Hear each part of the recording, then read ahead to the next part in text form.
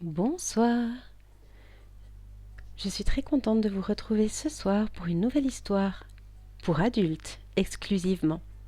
C'est une histoire que j'ai écrite et qui est contée par moi-même. Quel plaisir de se réveiller ce matin. Le ciel a un bleu merveilleux. Le soleil commence à être visible depuis ma cuisine. Ça sent presque le printemps. Je crois bien avoir entendu un rossignol chanter. Je me suis levée de bonne humeur.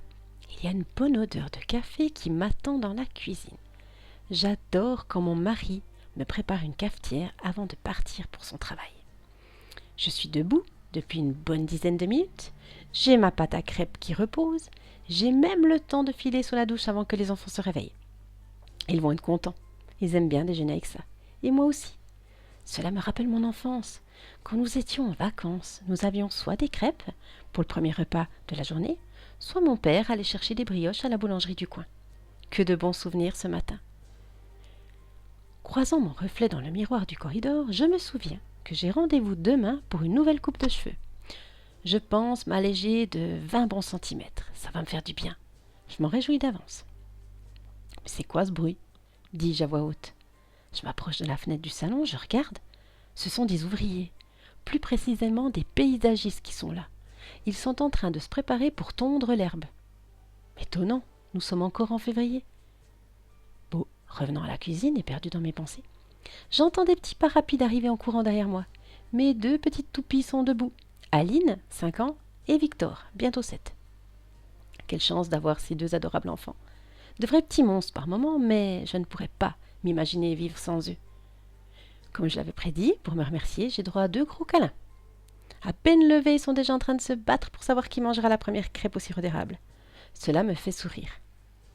Cet après-midi, comme nous sommes mercredi, nous allons profiter du temps clément pour aller visiter le jardin botanique de Neuchâtel. Il est super sympa, gratuit, et avec les enfants, nous adorons ça. Je perçois à nouveau ce bruit, m'obligeant à me lever et à aller fermer la fenêtre du salon. Je n'entends plus les oiseaux chanter. Je vais regarder sur mon balcon. Les paysagistes ont sorti des débroussailleuses et ils sont en train de s'occuper des arbres. Ils sont littéralement en train d'arracher les nouvelles pousses. J'en vois même un avec une corde qui tire sur une branche pour la casser. Aline me rejoint inquiète. Maman, les corneilles, elles étaient en train de faire leur nid dans cet arbre hier matin. C'est juste. Ne voulant pas lui faire de peine, je lui réponds qu'elle se trompe, qu'elles étaient certainement en train de s'amuser. Mais ma réponse aurait dû être bien sûr, ma chérie. Tous les professionnels de la nature sont censés savoir que les corneilles sont les premiers oiseaux de nos régions à préparer leur nidification. Il est déjà 8h15. L'école commence à 8h25. Je me dépêche vite d'aller chercher l'autogage et nous filons aussi vite que la zone 30 km/h nous le permet. J'ai de la chance qu'ils soient tous les deux dans le même petit collège. Cela me facilite grandement l'organisation. Une fois les enfants déposés avec leur goûter, j'ai encore le temps et surtout l'envie de filer au marché. J'adore y aller en semaine. Ce ne sont pas les mêmes stands, ni les mêmes clients. Je suis ravie, j'aperçois au loin Cosette, c'est mon amie d'enfance. Je l'ai plus revue depuis qu'elle a divorcé. On tombe littéralement dans les bras l'une de l'autre. Cela fait tellement du bien de la voir ainsi, rayonnante. Nous papotons gaiement, quand nous entendons une voix nasillarde derrière nous. J'ai directement les poils des bras qui se dressent, car je reconnais instantanément ce ton et ce timbre de voix. C'est Madame Ulrich, cette affreuse maîtresse d'école que nous avons eue quand nous avions 8 ans et qui nous martyrisait.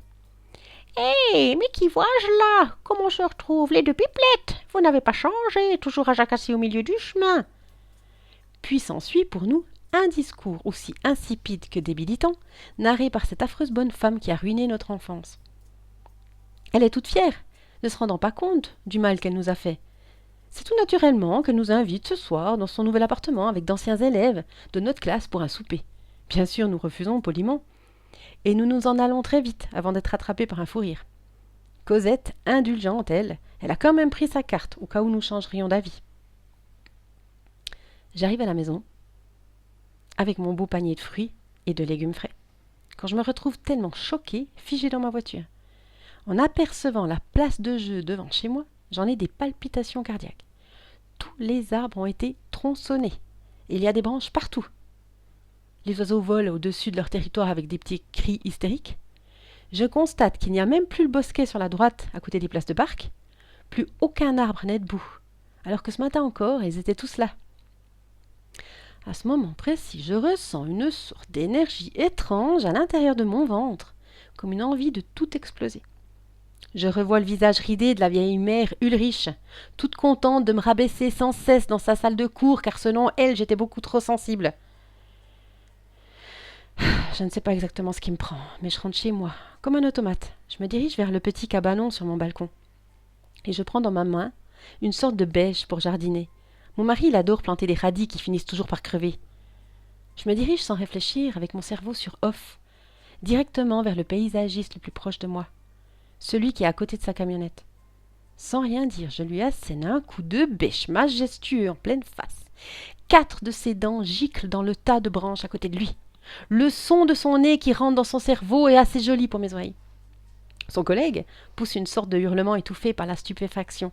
Il se dirige vers moi, mais il ne voit pas venir le coup de pic à maïs, celui que j'ai toujours dans mon sac à main directement dans sa jugulaire. Bam! Il s'effondre à mes pieds avec des soubresauts légèrement comiques. Une sorte de râle étrange sort du fond de sa gorge. Toujours dans un état semi-conscient, avec la force du désespoir et la haine cumulées pendant ces 35 années sur Terre à recevoir des critiques sur critiques, je ramasse ces 2 macabées, puis je les déplace un peu plus loin, à l'abri des regards, dans le fond de mon garage. Je prends une grande et profonde aspiration. Je vais chercher leur tronçonneuse abandonnée à même le sol. Je la mets en marche du premier coup.